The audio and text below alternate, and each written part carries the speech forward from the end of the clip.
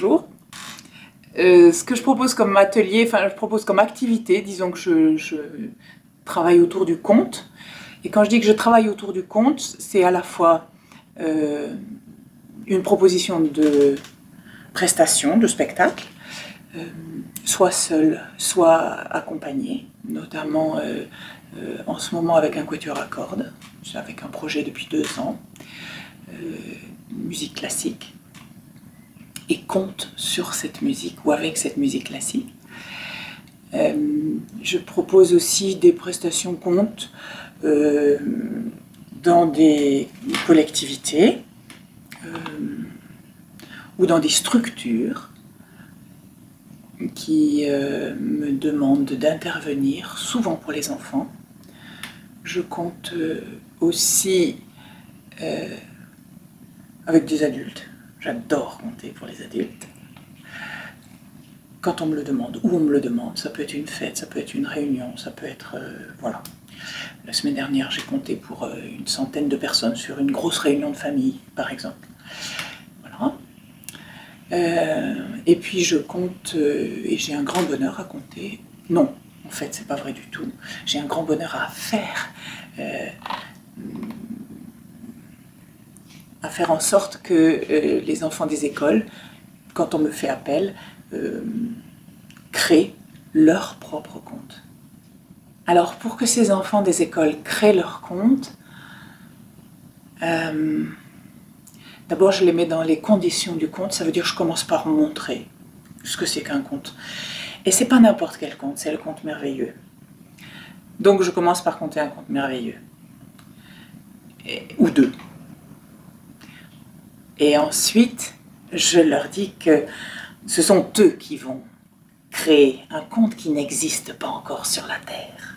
Et ça les captive, ça les motive. Et après, je vais leur proposer une structure. J'allais dire comme, je suis aussi tisserande, par exemple comme un métier à tisser, je vais leur montrer les outils du conte, comme on montrerait un métier à tisser, les navettes, les différents points possibles. Là, je vais présenter aux enfants la structure du conte merveilleux. Voilà, j'allais dire telle que je la conçois. Non, c'est la structure du conte merveilleux, je ne l'ai pas inventée. Voilà. Mais je la transmets aux enfants d'une certaine façon. Voilà. Une fois que cette structure est posée, je propose une formation de groupe des différents de la classe, parce que c'est souvent un travail au sein des classes.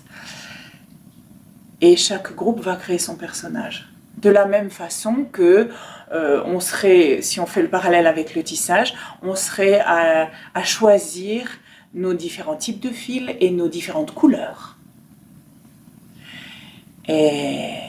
Et ça, c'est une étape passionnante. Passionnante pour les enfants, mais qui déjà commence à les mettre dans une position d'écoute des autres, de respect de la parole des autres. Et c'est déjà un très gros et un très beau travail. C'est juste magnifique de voir ça. Et puis une fois que nos personnages sont créés, que la structure est posée, elle est posée sur un schéma au tableau. Et après, on démarre le conte. Et quand je dis on démarre le conte, moi je fais rien. Je ne fais que accueillir leurs propositions, de la même façon qu'on lance des fils avec les navettes pour commencer à tisser l'histoire. Et je ne fais que soutenir ou leurs propositions. Ça veut dire qu'il y a une immense liberté et en même temps une vraie conscience des enfants que c'est vraiment eux qui sont à l'ouvrage. Ils ne suivent pas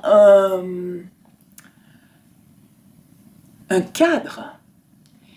Ils sont obligés d'inventer leurs personnages qui vont partir en quête et en je ne sais pas quoi, en catastrophe, en action, en retrouvailles, en réconciliation, en bagarre,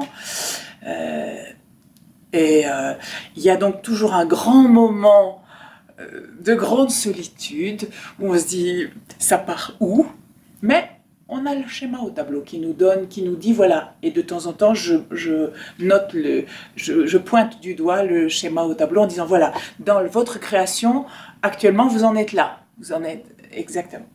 Donc ça les aide, ce schéma il est quand même un peu le garde-fou, mais c'est vraiment un squelette, c'est vraiment attention on est dans le métier à tisser, mais après au milieu du métier on fait ce qu'on veut. Et si on veut faire un tissu droit, on fait un tissu droit. Et si on veut le mettre en biais, pourquoi pas? Et voilà. Donc, c'est jubilatoire. Et en même temps,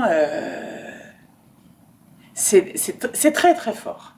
C'est très, très fort parce que les enfants, comme ils ont cette totale liberté dans le cadre du schéma du conte merveilleux, immanquablement, ils s'approprient leur personnage.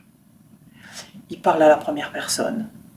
Il faut toujours repositionner le personnage à la troisième, mais on sent bien dans leur façon de s'exprimer qu'ils défendent des valeurs qui sont fortes. Et c'est juste magnifique. Voilà, je ne sais pas comment dire, mais c'est juste magnifique.